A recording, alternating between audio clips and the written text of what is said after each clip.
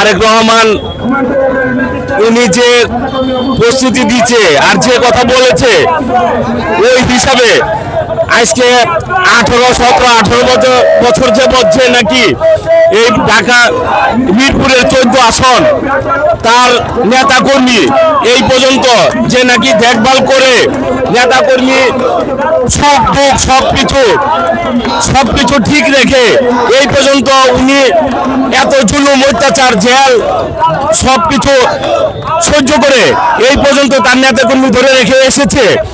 যে যদি এই সাজু ভাই যদি এই 14 আসন থেকে যদি নমিনেশন যদি না পায়, ওনাকে যদি না দেওয়া হয়, তাহলে আমি মনে করব যে বিএনপির যে আমাদের 31 দফা আর আমাদের নেতা তারেক রহমান যে কথা বলেছে যে উনি নেতা কর্মীর থাকতে যার নাকি সংযোগ নেই, যার নাকি মিরপুরের বা যে কোনো বাংলাদেশের যার নাকি সুনাম নেই, তাকে যার বিরুদ্ধে কোনো দুর্নীতি আছে, যার কোনো ওই ধরনের ব্যবসা বাণিজ্য যার ওই ধরনের না আছে, যে নাকি একদম সচ্ছল বা যে সৎ সাহসী সংগ্রামী বিপদে আপদে রাজপথে যে নাকি সবসময় ছিল, তাকেই নমিনেশন দেওয়া হবে। তাইলে সাজু ভাইয়ের মতন একজন মিরপুরে না বাংলাদেশের এই ঢাকা ভিতরে যদি একদম ক্লিন এমন সৎ সাহসী যদি নেতা হয়ে থাকে, তাইলে একমাত্র এস এ সিদ্দিক সাজু ভাই। তাইলে আমরা এতদিন সে নেতা কর্মী ধরে রেখেছে, সে এই পর্যন্ত উনি এসেছে।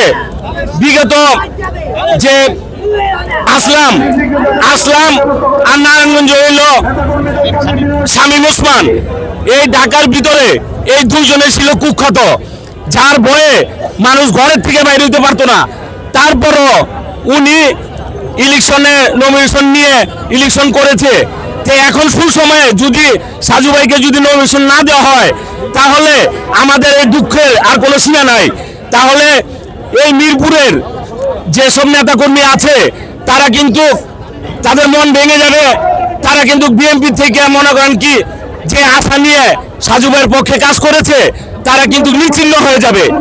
কিন্তু আমি চাই না, আমি এটাই বলতে চাই যে দুর্দিনে যে ছিল, এখন মনে করেন কি এই মিরপুরের 5 বারের এমপি খালেক সাহেব, তার বড় ভাই ছিল সংসদ সদস্য, তারপরেও যদি এই ফ্যামিলি থেকে যদি মিরপুরের ছোট বড়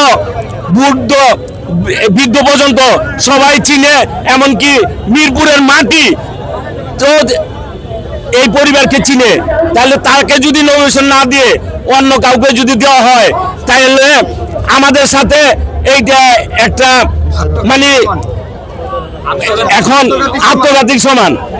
তাই আমি বলবো যে একটা ছোট একটা ক্ষুদ্র নেতা হিসাবে, রাজপথের সৈনিক হিসাবে আমরা দুর্দিনে সাজু ভাইয়ের সাথে ছিলাম, এখনো আছি, ইনশাল্লাহ আগামীতেও থাকবো।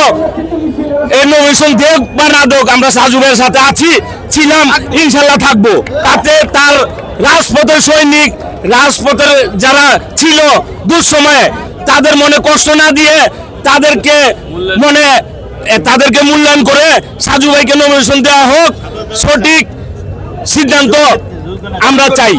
শরীর নিয়ে আমি আইছি, কিন্তু আমার অসুস্থতা আমার কাছে মনে হচ্ছে না, কিন্তু আমার কাছে মনে হচ্ছে যে মিরপুরের ভিতরে যে চক্রান্ত চলতেছে, কিন্তু এই চক্রান্তর কারণে আমি ঘরে বসে থাকতে পারি নাই।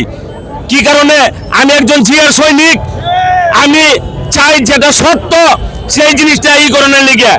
এইখানে যারা দুঃসময়ে যাদের চেহারা দেখা যায় নাই, যারা রাজপথে ছিল না, যারা নেতা কর্মীর খবর নেয় নাই, যারা জেল জরিমানা বা নেতা কর্মী যে জেলে ছিল, যারা নাকি মনে করেন কি খোঁজ খবর নেয় নাই, এখন সুদিনের সাথী হয়েছে, এখন বড় বড় নেতা হয়ে গেছে। টাকা থাকলে আর পয়সা খরচ কইরা যদি মনে করেন লোক বল দেখায়, তাকেই নেতা বলা হয় না। কোন সময়ে যে নাকি মাঠে ছিল, নেতা কর্মী খোঁজ খবর নিচ্ছে, আমাদের নেতা কর্মী যারা জেলে ছিল, এখানে অনেক নেতা কর্মী আছে, এই যে একজন আছে যে সাজু ভাইয়ের যে সময় নমিনেশন পেয়ে যে তার বাসায় বৃষ্টির 2018-তে বৃষ্টির মতন তার বাড়িতে ইট পাটকেল বোমা ছোড়া হয়েছে।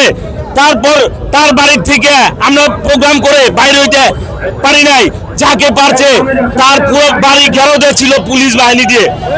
এই যে আমি বেঁচে গেছি অল্পের জন্য। আমার নাম মোহাম্মদ রজ্জব আলী, কাউন্দিয়া ইউনিয়ন বিএনপি মূল দল।